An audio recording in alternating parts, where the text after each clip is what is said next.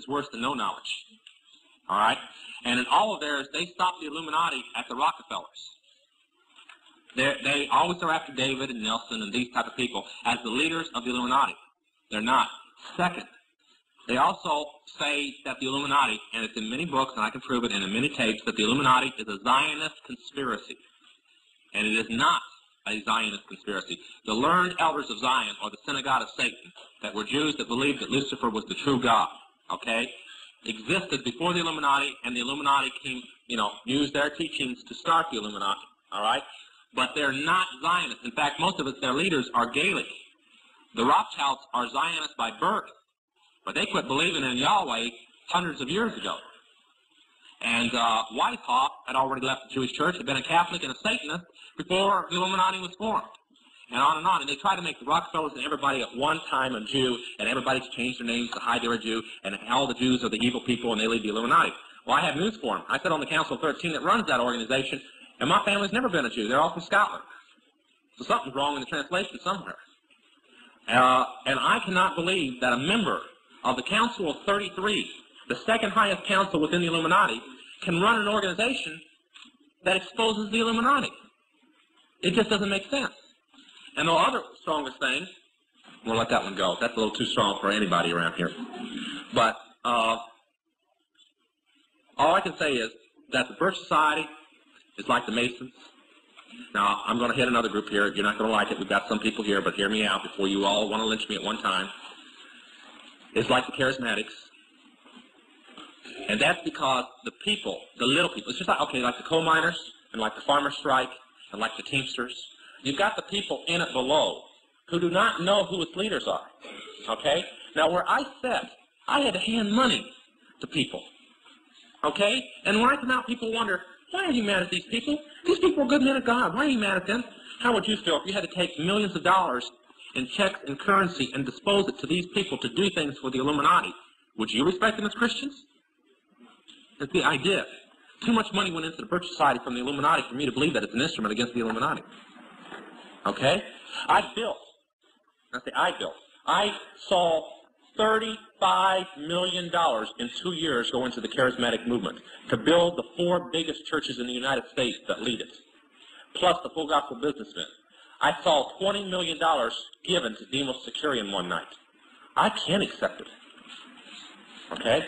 I'm not a member of the Communist Society, nor a defender, nor particularly excited about the Communist Society. I would say for the record's sake, because I had contact with them, documented dealers, and all the way through Rothschild. Okay, well, let me cut you up a minute. I wasn't going to give it, but I'm going to go ahead and give it.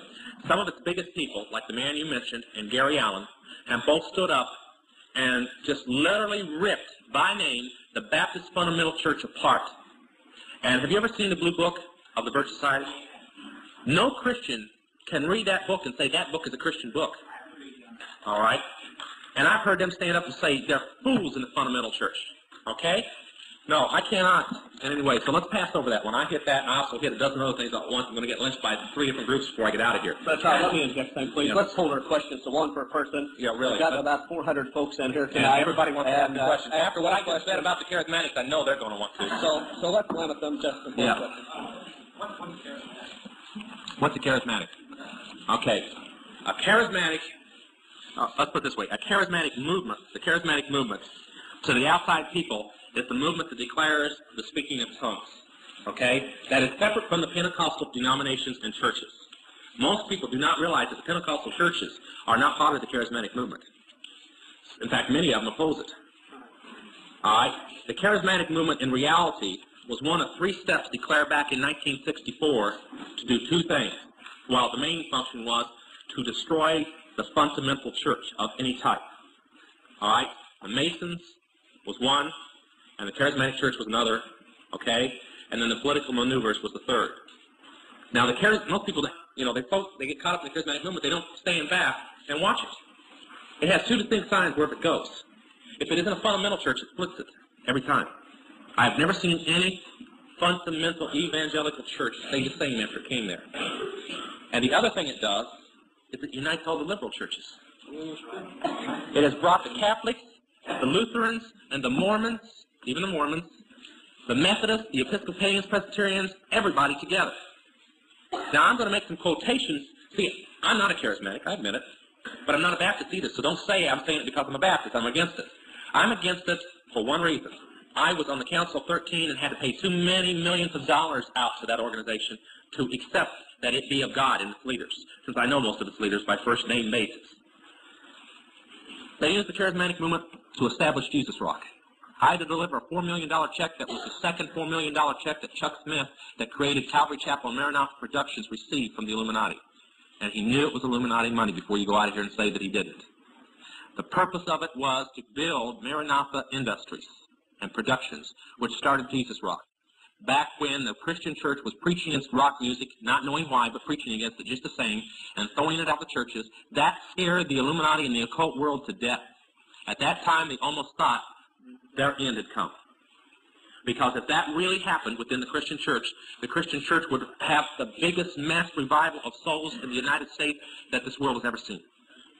That's the purpose for rock music, to make sure that that never takes place. Now, okay, let me finish all this, because it's long, before any hands come rushing out. When that took place, they got scared. So they got smart, they thought, and they built Jesus Rock. And you can take some of the top Jesus Rock songs, and you can play the same rock songs over here, and it's the very same tune with new words stuck in. Now, I want to give you a key that witches know about. Okay?